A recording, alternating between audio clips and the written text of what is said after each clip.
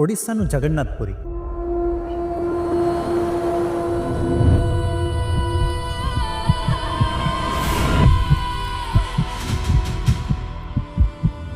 જ્યાં દરેક પથ્થર પાછળ એક કથા છે ને દરેક કથા પાછળ એક રહસ્યમય સવાલ, જેનો જવાબ આજ સુધી કોઈ ચોક્કસ આપી શક્યું નથી.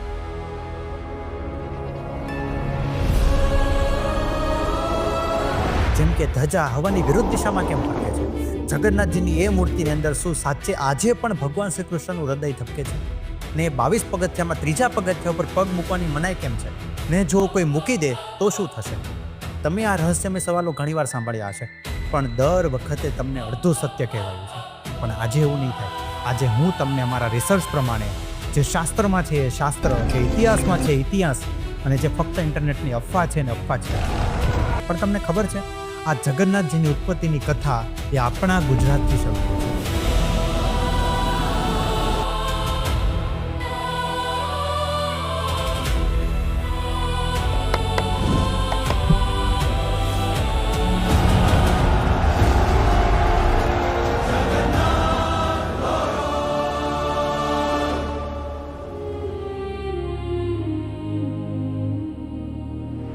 જ્યારે મહાભારતનું યુદ્ધ પૂરું થયું ને, ત્યારે કૌરવોની માતા ગાંધારી પોતાના 100 પુત્રોના મૃત્યુથી એટલી તૂટી ગયેલી કે તે ભગવાન શ્રી કૃષ્ણને દોષ આપે છે અને કહે છે, જો તું ધારત તો આ યુદ્ધને રોકી શકત, પણ તે ન રોક્યું, એટલે હું તને શાપ આપું છું કે જેમ મારો વંશ નાશ પામ્યો એમ તારો યદુવંશ પણ નાશ પામશે.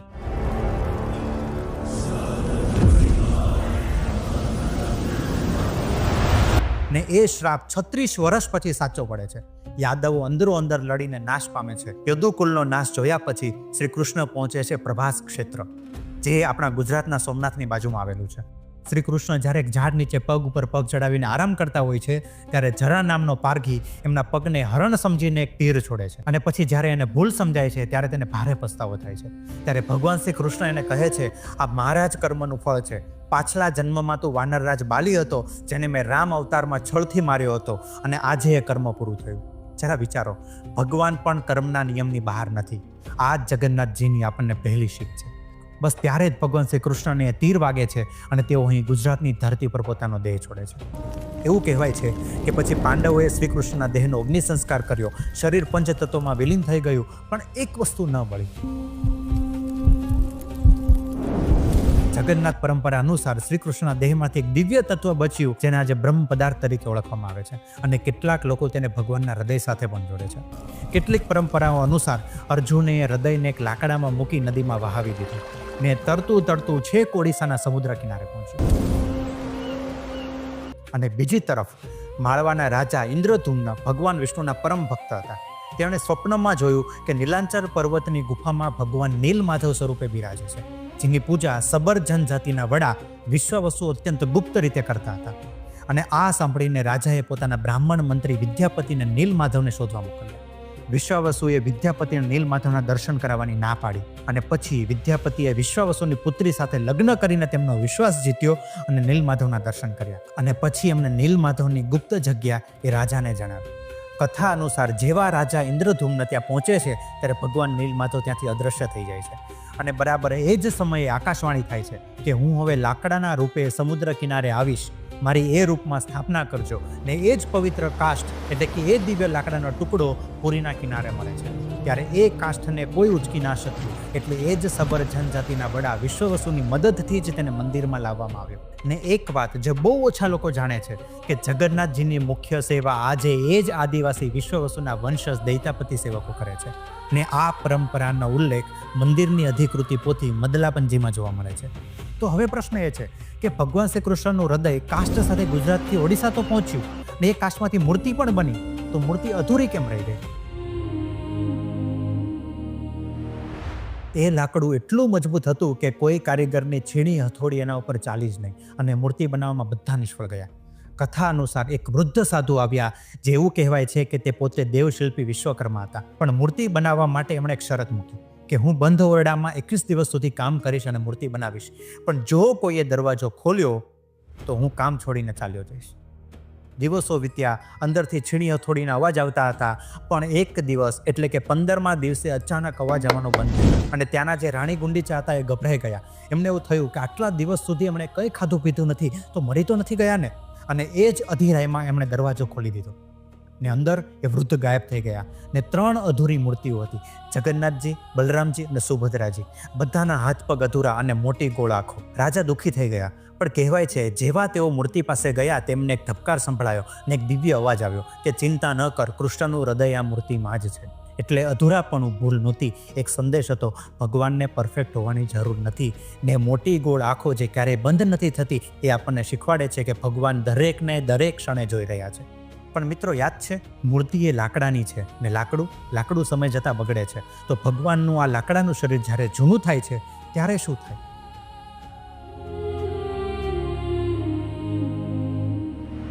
15 જૂન 2015 રાત્રે બરાબર 12 વાગે આખા પુરી શહેરની વીજળી કાપી નાખવામાં આવી. આ કોઈ સામાન્ય પાવર કટ નહોતો. મંદિરની અંદર ઘોર અંધારામાં એક વિધિ ચાલી રહી હતી, નબ કલેબર. એનો અર્થ છે કે નવું શરીર. યાદ છે મેં કીધું હતું લાકડું સમય જતાં બગડે છે, તો ભગવાનનું શરીર જ્યારે જૂનું થાય ત્યારે શું થાય? તો દર 12 થી 19 વર્ષે જ્યારે 2 અષાઢ મહિના આવે ત્યારે જગન્નાથજી, બલરામજી, સુભદ્રાજી અને સુદર્શન આ ચારેયનું જૂનું શરીર બદલાય છે. શરીર બદલાય પણ આત્મા એ જ છે, આત્મા એ જ રહે છે, એટલે કે બ્રહ્મ પદાર્થ એ જ રહે છે. છેલ્લે 2015માં, એ પહેલાં 1996માં અને હવે પછી લગભગ 2034માં નબ કલેબર વિધિ કરવામાં આવશે. પણ હવે આવે છે એ ભાગ જ્યારે મેં રિસર્ચ કર્યું ત્યારે મારા રૂવાડા પણ ઊભા થઈ ગયા કે નવી મૂર્તિ તૈયાર થાય પછી એક ઘોર અંધારી રાત્રે જૂની મૂર્તિમાંથી એક વસ્તુ નવી મૂર્તિમાં ખસેડવામાં આવે છે, ટ્રાન્સફર કરવામાં આવે છે. એનું નામ છે બ્રહ્મ પદાર્થ. ને એ માન્યતા છે કે એ જ ભગવાન શ્રી કૃષ્ણનું ધબકતું હૃદય છે, જે પ્રભાસ ક્ષેત્રમાં અગ્નિમાં બળ્યું નહોતું. તો એ કેવી રીતે ખસેડાય છે? તો જે પૂજારી એ કામ કરે એની આંખે પટ્ટી બાંધેલી હોય છે, એના હાથે જાડું કપડું વીંટાળાયેલું હોય છે, મંદિરની બધી જ લાઇટો બંધ હોય છે. એટલું જ નહીં, આખા શહેરની વીજળી કાપી નાખવામાં આવે છે, જેથી એક પ્રકાશનું કિરણ પણ અંદર ના આવી શકે. અને મંદિરની બહાર પણ કડક સુરક્ષાના બંદોબસ્ત કરવામાં આવે છે. એ પૂજારી એ પદાર્થને જોઈ નથી શકતા. કેટલીક લોકમાન્યતાઓ મુજબ સ્પર્શમાં કંઈક એમને ધબકતું લાગે છે, જીવંત લાગે છે, જાણે એક હૃદય હોય. હવે હું અહીં વાતને અટકાવીશ, કારણ કે ઇન્ટરનેટ પર આ પદાર્થ વિશે ઘણી બધી વાતો ચાલે છે. પહેલી, સ્થાનિક લોકોમાં એવી માન્યતા છે કે જે એને જુએ કે એને અડે એ મરી જાય છે કે પાગલ થઈ જાય છે. પણ મિત્રો, આના કોઈ વેરીફાઈડ રેકોર્ડ્સ નથી. બીજા, હમણાં ખૂબ વાયરલ થયેલી વાત છે કે અમુક લોકો કહે છે કે બ્રહ્મ પદાર્થ એ આર્ક રિએક્ટર છે, એક ઉર્જા યંત્ર છે, કે લાકડું એની ઇલેક્ટ્રોમેગ્નેટિક એનર્જીને રોકે છે, એટલે મૂર્તિને લાકડાની બનાવવામાં આવે છે. સાંભળવામાં થ્રિલિંગ લાગે, પણ સાચું કહું, આનો કોઈ સાયન્ટિફિક એવિડન્સ નથી, કોઈ સ્ટડી નથી, કોઈ ટેસ્ટ નથી. આ લગભગ ફક્ત એક થિયરી છે, એક કલ્પના છે. તો બ્રહ્મ પદાર્થ ખરેખર શું છે? સાચું કહું, આ વસ્તુ કોઈ નથી જાણતું. ને કદાચ એની સુંદરતા એટલે જ છે, અમુક રહસ્યો રહસ્ય બનવા માટે જ સર્જાયા હોય છે. તો હવે પ્રશ્ન એ છે કે જૂની મૂર્તિઓનું શું? જ્યારે નવી મૂર્તિ બનાવવામાં આવે છે ત્યારે જૂની મૂર્તિઓનું શું કરવામાં આવે છે? તો એમને મંદિર પરિસરમાં કોયલી વૈકુંઠમાં રેતીમાં દફન કરવામાં આવે છે. ભગવાનની અંતિમ વિધિ કરીને દૈત્યાપતિ સેવકો જાણે એમના પરિવારમાંથી જ કોઈનું મૃત્યુ થયું હોય એમ 13 દિવસ સુધી શોક પાડે છે, માથું મુંડાવે છે, શ્રાદ્ધ કરે છે. જ્યાં દુનિયા ભગવાનને અમર માને છે, ત્યાં જગન્નાથજી શીખવે છે કે જન્મ અને મૃત્યુ એ સૃષ્ટિનું સૌથી મોટું સત્ય છે અને એમાં ભગવાન પણ એમાંથી બાકાત નથી. પણ આ ભગવાન મંદિરમાં પુરાઈ નથી રહેતા. વર્ષમાં એકવાર એ મંદિર છોડીને રથ પર બેસીને જાતે ચાલીને લોકોને મળવા બહાર આવે છે, અને એ છે રથયાત્રા. ને એ દિવસે કોઈ પણ જાતિ, કોઈ પણ ધર્મ, કોઈ પણ માણસ ભગવાનને અડી શકે છે, ભગવાનના રથનું દોરડું ખેંચી શકે છે.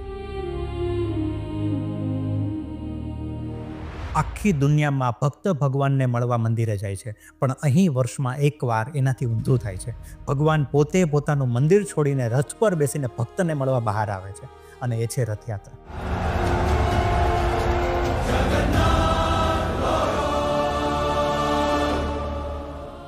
તો હવે સવાલ એ થાય છે કે ભગવાન બહાર કેમ આવે છે અને ક્યાં જાય છે?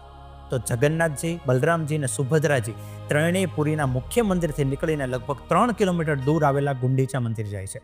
તો આ ગુંડીચા મંદિર શું છે?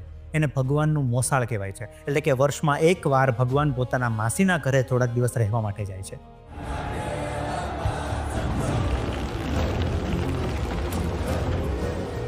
હવે એ રથ, જેના પરથી આખો ઉત્સવ રથયાત્રા કહેવાય છે, એમાં 3 ભગવાનના 3 અલગ અલગ રથ હોય છે.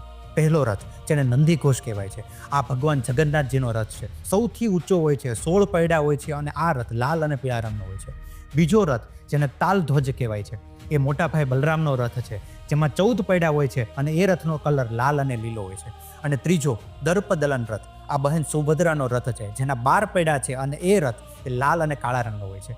આ રથ કાયમી નથી, દર વર્ષે રથયાત્રા પહેલા ત્રણેય રથ નવેસરથી બને છે. જૂનાનું લાકડું બીજા કામમાં વપરાય છે અને દર વર્ષે નવા રથ બને છે. અને એમાં પણ એક પણ ખીલી, એક પણ લોખંડનો ટુકડો વપરાતો નથી, ફક્ત લાકડું અને લાકડાના જ ખીલા. આ કામ પેઢી દર પેઢી એ જ સુથાર પરિવારો કરે છે, જે વર્ષોથી કરતા આવ્યા છે. અને હા, એક વાત જે બહુ ઓછા લોકો જાણે છે કે પ્રાચીન કાળમાં જગન્નાથજીના 3 નહીં પણ 6 રથ નીકળતા હતા. ને એ પાછળ એક રસપ્રદ કારણ પણ છે. એ સમયે પુરીના મુખ્ય મંદિરને ગુંડીચા મંદિર વચ્ચે એક નદી આવતી હતી. એટલે કે નદીની આ બાજુ 3 રથ ભગવાનને કિનારા સુધી લાવે અને ભગવાન હોડીમાં નદી ઓળંગતા હતા, ને પેલી બાજુ બીજા 3 રથ એમને ગુંડીચા મંદિર સુધી લઈ જતા હતા. જગન્નાથજી, બલરામજી અને સુભદ્રાજી દરેક માટે 2 રથ, એમ કુલ 6 રથ હતા. પણ સમય સાથે નદી સુકાઈ ગઈ એટલે 6 રથ ઘટીને 3 રથ થઈ ગયા. અહીં હું એક વાત કહીશ કે આ મુખ્યત્વે એક જૂની લોકવાયકા છે, જે પેઢી દર પેઢી ચાલી આવે છે. એનો કોઈ પાક્કો ઐતિહાસિક પુરાવો નથી, પણ એટલું જરૂર વિચારવા જેવું છે કે સદીઓ પહેલાં જ્યારે રસ્તા અને નદીઓ અલગ હતા, ત્યારે ભગવાનની આ રથયાત્રા આજ કરતાં કેવી જુદી અને અલૌકિક દેખાતી હશે. આ રથયાત્રાની આખી પરંપરામાં એક કથા એવી પણ છે જે ભક્તિનો સાચો અર્થ સમજાવે છે, અને એ કથા છે ભક્ત સાલબેગની. આ 17મી સદીની વાત છે. સાલબેગ એક મુસ્લિમ હતો. એના પિતા લાલબેગ મુગલ સેનાના સેનાપતિ હતા અને એની મા એક બ્રાહ્મણ સ્ત્રી હતા, જેને મુસ્લિમ પરિવારમાં હોવા છતાં જગન્નાથ પ્રત્યેની ભક્તિ પોતાના દીકરાના હૃદયમાં વાવી હતી. એક યુદ્ધમાં સાલબેગ ગંભીર રીતે ઘવાયો. ઘા રૂજાતો નહોતો, મૃત્યુ નજીક દેખાતું હતું. ત્યારે એની માએ કહ્યું, બેટા જગન્નાથજીનું નામ લે. ને સાલબેગે પૂરા હૃદયથી ભગવાનને પોકાર્યા અને ચમત્કાર થયો. એ ચમત્કારિક રીતે એ સાજો થઈ ગયો.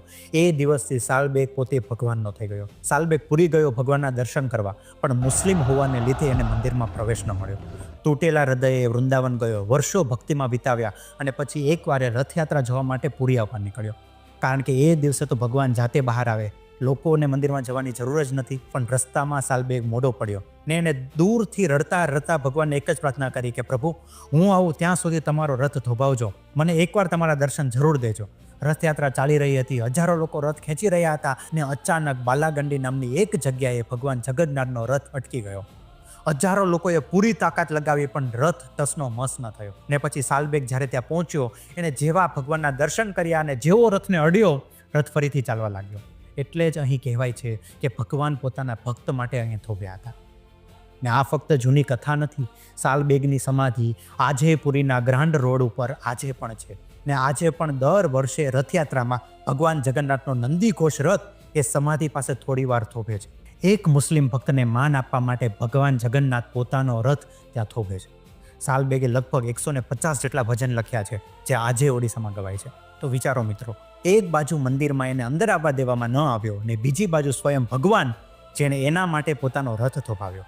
આ છે જગન્નાથ સંસ્કૃતિ, જ્યાં ભક્તિનો કોઈ ધર્મ નથી, પણ આ જ જગન્નાથ મંદિરમાં ઘણા રહસ્યો પણ છે. આ ભાગ સૌથી રસપ્રદ છે, કારણ કે અહીં આપણે એ રહસ્યો વિશે વાત કરીશું જેના વિશે તમે સૌથી વધુ સાંભળ્યું છે. પણ પહેલાં થોડો ઇતિહાસ જોઈ લઈએ. આ મંદિર 12મી સદીમાં રાજા અનંતવર્મન ચોડગંગ દેવે બનાવવાનું શરૂ કર્યું અને એના વંશજ અનંગ ભીમદેવે પૂરું કર્યું. આ મંદિરની ઊંચાઈ લગભગ 214 ફૂટ છે. વિચારો કે એ સમયે જ્યારે આ મંદિર બન્યું હશે, એ પણ કોઈ પણ મશીન એન્જિનિયરિંગ વગર, તો એ કેવી રીતે બનાવ્યું હશે? આ મંદિરના શિખર પર જે ધ્વજ લહેરાય છે એના વિશે એવો દાવો છે કે હંમેશા પવનની વિરુદ્ધ દિશામાં ઉડે છે.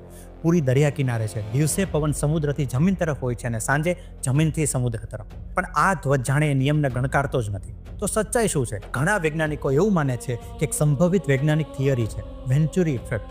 મંદિરનો વિશાળ શંકુ આકારનો ગુંબજ જ્યારે પવનને કાપે છે, ત્યારે ટોચ પર જ્યાં ધ્વજ છે ત્યાં હવાના નાના વમળો બને છે ને એ ઉપરનો પવનનો પ્રવાહ નીચેના પવનથી ઊંધો હોઈ શકે છે. એટલે ધ્વજ વિરુદ્ધ દિશામાં ફરકતો દેખાય છે.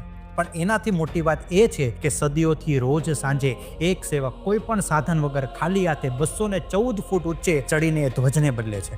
એક પણ દિવસ ચૂક્યા વગર. વિજ્ઞાન ધ્વજને સમજાવી શકે, ધ્વજના પવનને સમજાવી શકે, પણ આ દરરોજ ધ્વજને બદલવાની હિંમત એ ફક્ત શ્રદ્ધા જ આપી શકે. આ જ શિખર ઉપર 8 ધાતુમાંથી બનેલું લગભગ 1 ટન વજનનું ને લગભગ 11 ફૂટ વિશાળ એક એવું નીલચક્ર છે. એની ખૂબી એવી છે કે તમે પુરી શહેરમાં કોઈ પણ ખૂણેથી કોઈ પણ ગલીમાંથી જ્યારે એને જોશો ત્યારે હંમેશા તમારી સામે જ દેખાશે. કેટલાક સ્થાપત્ય નિષ્ણાતો આને ઓપ્ટિકલ ઇલ્યુઝન સાથે જોડે છે, પણ ભક્તો કહે છે કે આ ભગવાનની સર્વવ્યાપક દ્રષ્ટિ છે અને એ ભાવ સાચો પણ છે. ચક્ર સપાટ નથી, એની કોતરણી એવી છે કે ઊંડાણનો ભ્રમ પેદા થાય છે ને એને ગુંબજ પર એક ચોક્કસ ખૂણે ગોઠવ્યું છે, એટલી ઊંચાઈએ, એટલા પ્રિસાઇઝ એંગલ પર કે આપણું મગજ એની સાચી દિશાને સમજી નહીં શકે. જરા વિચારો, આજથી વર્ષો પહેલાં આપણા પૂર્વજો મેથ્સ, જિયોમેટ્રી ને હ્યુમન સાયકોલોજી ત્રણેય જાણતા હતા અને આ ચમત્કાર છે. અને આ જ જગન્નાથ મંદિરમાં પ્રવેશવા માટે 22 પગથિયા છે અને ત્રીજા પગથિયા પર પગ મૂકવાની મનાઈ છે, કારણ કે એને યમશિલા કહેવાય છે. એવું કહેવાય છે કે એકવાર યમરાજ ભગવાન જગન્નાથ પાસે આવ્યા અને કહે છે, હે જગન્નાથ, જે તમારા દર્શન કરી એના બધા પાપ ધોવાઈ જાય છે, તો યમલોકમાં તો કોઈ આવશે જ નહીં. ત્યારે જગન્નાથજીએ કહ્યું કે તમે ત્રીજા પગથિયે તમારું સ્થાન ગ્રહણ કરો, જે આ પગથિયા ઉપર પગ મૂકશે એનું પુણ્ય શૂન્ય થઈ જશે. એટલે ભક્તો એ પગથિયાને અડ્યા વગર એ પગથિયું ઓળંગે.